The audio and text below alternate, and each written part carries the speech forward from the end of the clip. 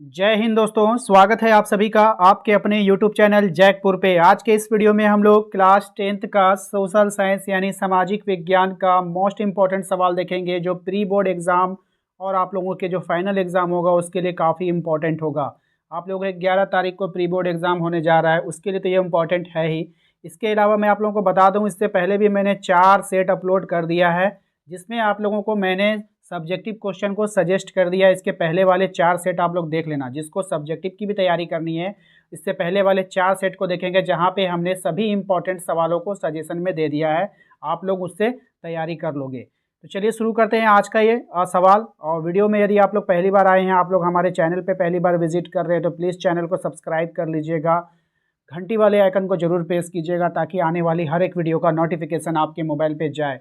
तो स्टार्ट करते हैं। सबसे पहला सवाल आपके स्क्रीन पर कह रहा है आपसे, निम्नलिखित में से कौन जैव संसाधन है? जैव संसाधन मतलब जैव जीवन जिसमें पाया जाता है भाई, मनुष्य। ऑप्शन नंबर ए यहाँ पे राइट आंसर हो जाएगा। चलते हैं अगले सवाल पे। अगला सवाल देखिए, क्वेश्चन नंबर 2, मानव जीवन की गुणवत्ता और विश्व शांति बनाए रखने के लिए संसाधन का समाज में कैसा बंटवारा होना चाहिए? तो संसाधन का समाज में न्याय संगत बंटवारा होना चाहिए, न्याय से होना चाहिए, समझे ना। ऐसा नहीं कि किसी को ज़्यादा दे दिए किसी को कम दे दिया, अमीर व्यक्ति को ज़्यादा बिजली मिलेगा उससे कम पैसा लिया जाएगा, गरीब व्यक्ति से ज़्यादा पैसा लिया जाएगा, ऐसा नहीं होगा। न्याय संगत बंटवारा कीजिए सबका, ठीक है। इस तरह से याद करते जाइए। निकोबारी कबूतर किस जातियों की श्रेणी में आता है? बहुत ही अच्छा सवाल। निकोबारी कबूतर किस जातियों की श्रेणी में आता है आपको बतानी है। तो right answer option number C, स्थानिक जातियों की श्रेणी में निकोबारी कबूतर आता है। अगले सवाल पे आइए, कह रहा है निम्नलिखित में से कौन सुमेलित नहीं है? यानी कि गलत को आपको पहचानना है, इनमें से कौन जो है वो गलत है। तो ये जो है आपका ये वाला ऑप्शन गलत है, ठीक है। बाकी सब ऑप्शन सही है, तो सही वाला याद रखना है आप लोगों को। नेक्स्ट आइए, रबी फसलों को किस ऋतु में बोया जाता है? ये जो रबी फसलें हैं इसको हम लोग कौन सी ऋतु में बोते हैं? तो इसको हम लोग शीत ऋतु में बोते हैं। ऑप्शन बी इसका सही जवाब हो जाएगा। नेक्स्ट देखिए, चाय किस प्रकार की कृषि का उदाहरण है? अब ये जो चाय है यानी जिसको हम लोग पीते हैं, ये कौन सी कृषि है भाई? तो ये हम लोग का रोपण कृषि में आता है। ऑप्शन सी इसका राइट आंसर हो जाएगा। क्वेश्चन नंबर 7 में आइए, झारखंड में गुआ और नोवा मुंडी में कौन सा खनिज पाया जाता है? तो यहाँ पर जो पाया जाता है ये लौह अयस्क पाया जाता है। ऑप्शन ए इसका यहाँ पे सही जवाब हो जाएगा। झारखंड के गुआ और नोवा मुंडी में लौह अयस्क पाया जाएगा। अगले सवाल पे आइए, कह रहा है आपसे निम्नलिखित में से किसका परिवहन पाइपलाइन द्वारा कर सकते हैं हम लोग? पानी का, कच्चा तेल का, पेट्रोल उत्पाद का, या फिर उपरोक्त में से सभी? तो राइट आंसर हो जाएगा उपरोक्त में से सभी, क्योंकि पाइप आपको पता है ऐसा होता है, तो जितने भी लिक्विड चीज़ होंगे, पानी भी लिक्विड है इससे गुजर जाएगा, कच्चा तेल भी लिक्विड है इससे गुजर जाएगा, पेट्रोल भी लिक्विड है इससे गुजर जाएगा, तो तीनों का हो जाएगा, ठीक है। उपरोक्त में से सभी इसका राइट आंसर होगा। अगले सवाल पे देखिए, क्या हमारा कह रहा है, हमारे देश की 22 प्रमुख भाषाओं का संविधान के किस अनुसूची में रखा गया है? इसका पहला ही ऑप्शन आपको दिख रहा है, आठवीं जो है अनुसूची में रखा गया है संविधान के 22 भाषाओं को, ठीक है। नेक्स्ट सवाल है हमारा, स्थानीय शासन व्यवस्था में कितना पद महिलाओं के लिए आरक्षित है? स्थानीय शासन व्यवस्था में 1/3 पद। देखिए कभी कभी हिंदी में आपको लिख के देगा 1/3, या नहीं तो ऐसे लिख देगा 1/3, तो बात एक ही है, दोनों को एक तरह से पढ़ा जाता है, ठीक है। अगले सवाल पे आइए। अगला सवाल कह रहा है आपसे, अमेरिका में नागरिक अधिकार आंदोलन कब हुआ था? तो अमेरिका में जो नागरिक अधिकार आंदोलन हुआ था वो आपका हुआ था 1954 से 1968 के बीच। ऑप्शन बी इसका सही जवाब हो जाएगा। नेक्स्ट देखिए कौन सा सवाल है, क्वेश्चन नंबर 12 पे आइए, भारत में राज्यों की विधानसभाओं में महिलाओं का प्रतिनिधित्व कितना फीसदी है? तो राज्यों के विधानसभाओं में महिलाओं का जो प्रतिनिधित्व है वो 5% से भी कम है। ऑप्शन डी इसका सही जवाब होगा।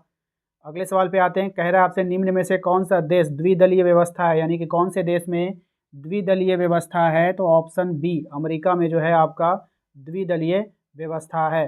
अगले सवाल में आइए, कह रहा है आपसे, नेपाल में राजतंत्र किस वर्ष समाप्त कर दिया गया था?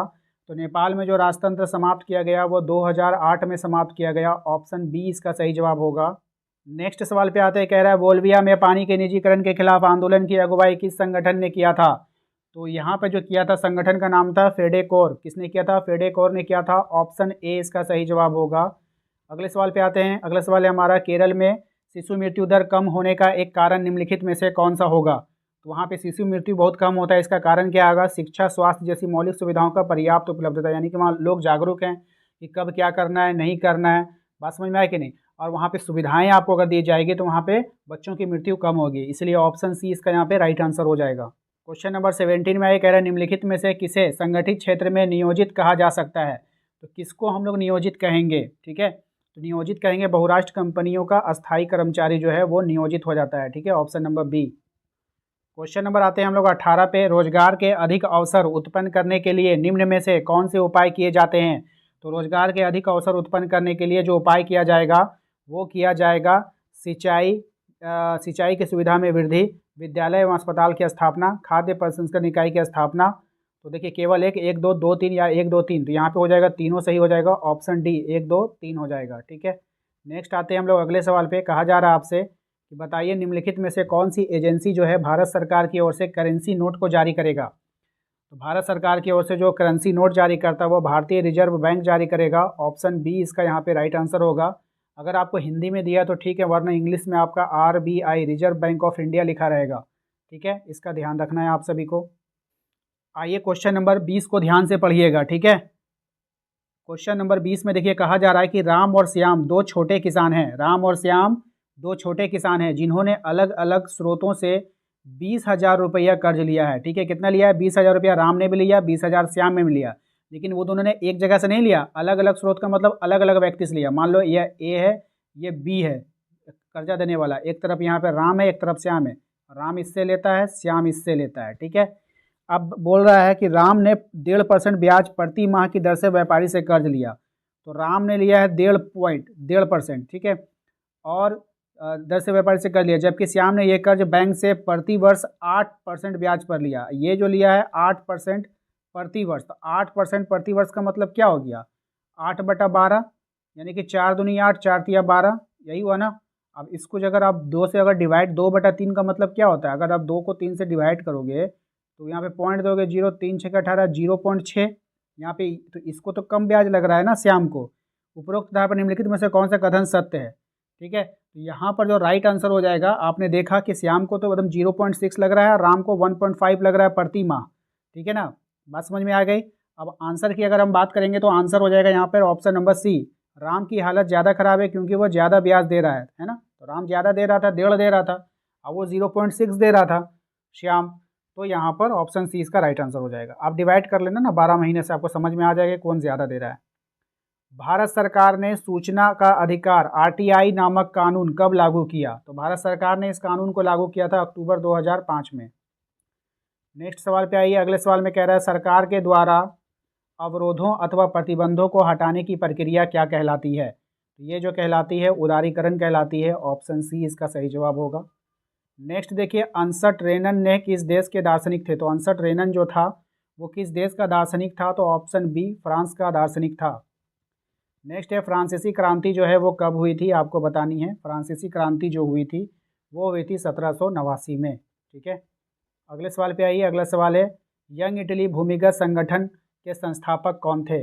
अब यंग इटली जो भूमिगत संगठन के संस्थापक थे वो जो थे आपके ऑप्शन सी जोसेफ मैत्सनी थे, ठीक है? महात्मा गांधी दक्षिण अफ्रीका से भारत कब लौटे थे? महात्मा गांधी दक्षिण अफ्रीका से भारत लौटे जनवरी 1915 में। अगले सवाल पे आइए, पूना पैक्ट डॉक्टर भीमराव अंबेडकर और किसके मध्य हुआ था? ये काफ़ी अच्छा सवाल है। तो ये हुआ था महात्मा गांधी और भीमराव अंबेडकर के मध्य में, ठीक है?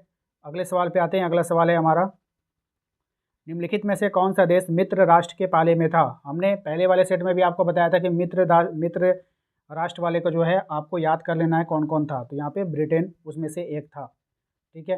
क्वेश्चन नंबर आते हैं हम लोग 30 पे। कहा जा रहा है आपसे स्पैनिंग जेनिंग मशीन किसके द्वारा बनाई गई? तो स्पैनिंग जेनिंग मशीन जो बनाई गई थी वो किसके द्वारा? तो जेम्स हॉरग्रीव्स के द्वारा बनाया गया था। तो आशा करते हैं आप लोगों को आज का ये वीडियो पसंद आया होगा। वीडियो अच्छा लगा तो प्लीज़ वीडियो को लाइक कर दीजिएगा। चैनल पे पहली बार आएँ तो सब्सक्राइब करके घंटी वाले आइकन को जरूर प्रेस कीजिए ताकि आने वाली हर एक वीडियो का नोटिफिकेशन आपके मोबाइल पे जाता रहे और आपकी परीक्षा की तैयारी अच्छे से हो पाए। इसके अलावा आप हमारे सेकंड चैनल पर जाके हिस्ट्री का सुपर फास्ट रिवीजन मैं करा रहा हूँ मेरे सेकंड चैनल पे। सेकंड चैनल का नाम हो जाएगा आपका जैक गुरु। आपको यूट्यूब पे सर्च करना है जैक गुरु 24। आप हमारे सेकंड चैनल पे चले जाओगे जहाँ से आप वहाँ पे जैसे हिस्ट्री का एक ही वीडियो में पूरा हिस्ट्री को कंप्लीट कर दिया गया है, वहाँ पे आप जाके प्रैक्टिस सेट लगा सकते हो। उसी प्रकार से ज्योग्राफी पॉलिटी सब का भी आप प्रैक्टिस सेट वहाँ पे लगा सकते हो। चलिए मिलते हैं हम लोग नेक्स्ट अगले वीडियो में। Thank you.